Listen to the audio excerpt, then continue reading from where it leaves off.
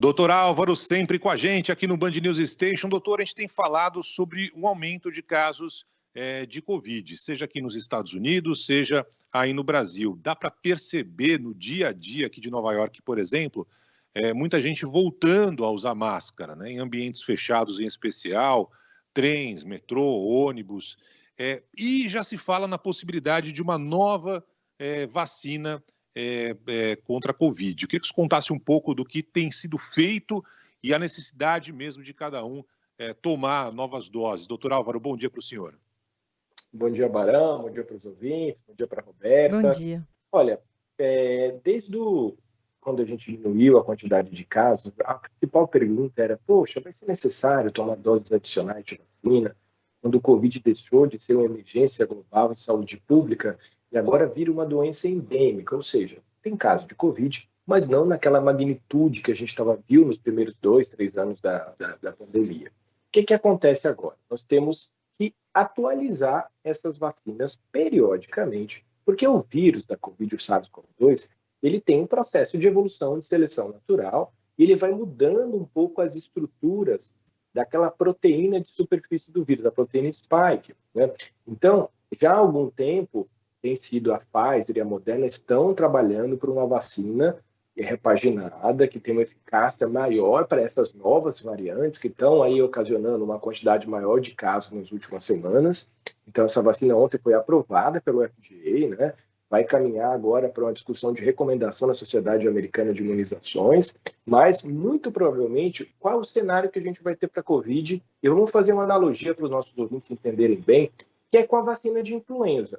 A gente tem uma evolução natural também do vírus de influenza que causa a gripe, e todo ano se faz uma vacina repaginada para cobrir os principais tipos de vírus de influenza. Então é a mesma coisa com a Covid-19. A gente tem o vírus evoluindo, ficando mais transmissível, então se faz uma vacina que vai ser administrada para toda a população, né, no tempo hábil, né, obviamente. Isso ainda vai caminhar para aprovação aí pela Anvisa, já está até impedido de revisão nessas vacinas novas, né, repaginadas para a Covid, e provavelmente vão ser incluídas no calendário vacinal, provavelmente com uma dose anual, né? Todo ano, assim como a gente faz para a influenza, a gente vai tomar uma dose de vacina de Covid repaginada para cobrir essas possíveis variantes que forem aparecendo mais transmissíveis. Isso vai beneficiar as crianças também, né, doutor? Porque aí, independentemente de vacinação prévia, elas vão poder receber o novo reforço com a vacina atualizada já a partir de 2 meses da última vacina. É isso?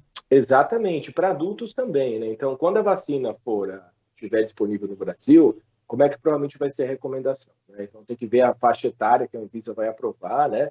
Lembrando que as vacinas bivalentes do Brasil só são aprovadas do ponto de vista de recomendação oficial para pessoas acima de 18 anos. Mas essas novas tecnologias também são estudadas na pediatria em outros grupos etários. Então, provavelmente, depois de ter tomado a última dose, as pessoas que tiverem o esquema completo, né, com as vacinas monovalentes ou a antiga bivalente, vão tomar uma dose anual, provavelmente de reforço dessa vacina bivalente nova, né, que vai pegar essas variantes que estão aparecendo nos últimos anos aí.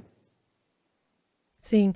E sabe que, doutor, a gente falou mais cedo e a gente estava até comentando no Band News São Paulo, porque vários ouvintes mandaram mensagens para cá tratando de sequelas que ainda tem da Covid-19, mesmo quem teve lá em 2019, 2020, Sim, ainda sim. com aqueles efeitos conhecidos como Covid longa, que podem durar mais tempo em alguns tipos de pacientes. É o caso da Edna Eliana Pessoa, por exemplo, conversou comigo, ela é dona de casa, teve Covid em 2019 e até hoje ficou com o paladar todo bagunçado, sabe? Come uma coisa, um alimento, sente outro sabor. O Megari estava falando mais cedo que não consegue mais comer carne pura, não sabe por quê, depois que teve Covid, não consegue comer picanha pura. Tem que ser com farofa, no caso dele. Mas tem uma questão com o sabor mais queimado, né, dos alimentos, porque muitas pessoas ficam com essa sensibilidade. Mas vamos ouvir a Edna por aqui. Eu sei distinguir o que é doce e o que é salgado. Você entendeu? Eu faço a minha comida e aí eu tenho que pedir para minha filha, quando ela está em casa, vê se tá bom de sal, para mim não exagerar no sal. Só isso. Se eu vou comer um tomate, eu sinto ele adocicado. Eu não sinto o sabor de nada, entendeu? Se eu vou comer um pedaço de carne, eu sinto o salgadinho da carne, do arroz, das coisas, enfim. Até hoje, né, doutor? Tem gente que ficou com sequela mental também, parece que a cabeça não funciona igual. E a gente conversou com vários especialistas, bem focados até nessa área de fisioterapia do olfato e do paladar para a recuperação que tem no Hospital das Clínicas aqui de São Paulo.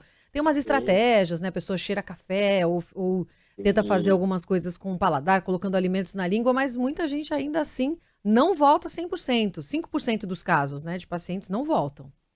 Olha, Roberta, um dos principais ramos de estudar agora a Covid é a síndrome do Covid longo, né? Isso aconteceu muito mais com as primeiras variantes e com as pessoas que pegaram Covid antes de tomar qualquer dose de vacina. Então, olha que dado interessante. Quem é vacinado com o esquema completo é um fator de proteção para que, se você pegar Covid, não desenvolver a Covid longa. E realmente o que a Edna falou é verdade, a gente viu muitos casos de pessoas que tiveram Covid, tiveram alteração do olfato e paladar, e alterações que duram 6 meses, 1 ano, 2 anos. Então, você que teve Covid, que está te incomodando, essa alteração, às vezes, de cheiro, de paladar, de gosto, dá para fazer tratamento para isso. Existe um processo de reabilitação do olfato e do paladar. Geralmente, quem faz isso são os otorrinolaringologistas, então vale a pena quem teve Covid não sofrer muito com isso, que dá para tratar e dá para melhorar um pouquinho. Mas fica aí um estímulo. As vacinas, essas novas tecnologias vacinais protegem, mesmo que você tenha Covid, além de proteger contra a forma grave da doença, também tem um fator de proteção para a síndrome do Covid longo, que são sintomas que ficam persistentes depois de mais de 6 meses do primeiro episódio de Covid. E tem coisa que não vai voltar nunca mais? Não vai ser como era antes, doutor? Essas características que as pessoas acabaram tendo, audição pior, visão pior, enfim, tem coisa que talvez nunca mais volte a ser como era antes? A gente está observando, Barão, a síndrome do Covid longo nesses pacientes que têm esses sintomas. A gente está vendo que a maioria deles recupera, né? É importante procurar um aconselhamento, um profissional para ter esse processo de reabilitação, mas a maioria dos sintomas, eles acabam se revertendo com o decorrer do tempo. A grande questão é que muitos desses sintomas podem durar meses até anos e prejudicam e diminuem a qualidade de vida das pessoas aí que tiveram Covid. E aí é muito louco, né? Por que uma pessoa fica com sequela, a outra não? Tem questões genéticas, tem doenças pré-existentes, mas exatamente quem e por que a ciência ainda não sabe dizer, né, doutor?